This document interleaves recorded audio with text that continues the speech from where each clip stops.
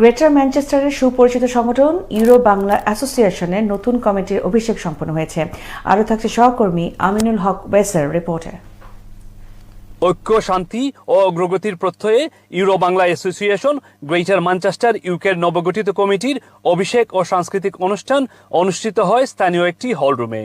সংগঠনের সভাপতি কাজী লুৎফুর রহমানের সভাপতিত্বে এবং সাধারণ সম্পাদক ওবায়দুর রহমান বকুল ও মাহবুব খান মিশরের যৌথ পরিচালনায় অনুষ্ঠানটির প্রথম পর্ব অনুষ্ঠিত হয়। এ আয়োজন নিয়ে সংগঠনের সভাপতি জানান, প্রবাসে বেড়ে ওঠা নতুন প্রজন্ম তথা প্রবাসী বাংলাদেশিদের মাঝে ইতিহাস, ঐতিহ্য, সংস্কৃতি ধরে রাখার লক্ষ্যেই এই আয়োজন।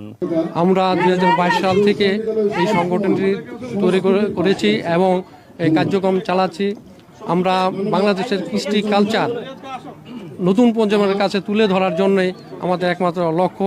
ম্যানচেস্টারস্থ বাংলাদেশ দূতাবাসের সহকারী হাইকমিশনার মোহাম্মদ জুবায়েদ হোসেন প্রধান অতিথি হিসাবে উপস্থিত থেকে অনুষ্ঠানের শুভ উদ্বোধন করেন। পরে নবগঠিত কমিটির পরিচিতি এবং সংগঠনের বিভিন্ন কার্যক্রমের স্মারক উন্মোচন করেন অতিথিবৃন্দ। বিশেষ অতিথি হিসাবে উপস্থিত ছিলেন ব্রিটিশ পার্লামেন্টের MP Afzal Khan, councillor Susan Richard, Abid Chauhan, Manchester City কাউন্সিলের সাবেক deputy leader Lutfur Rahman OBE ও উক্ত সংগঠনের নেতৃবৃন্দ।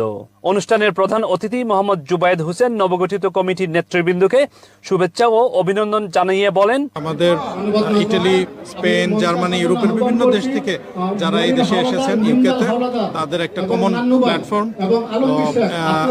এই অর্গানাইজেশনটি একটা আমাদের কমিউনিটির একটা বড় অংশ মধ্যে ঐক্য এবং সহযোগিতার যে সম্প্রসারণে কাজ করছে, আমি এটিকে সাধুবাদ জানাই।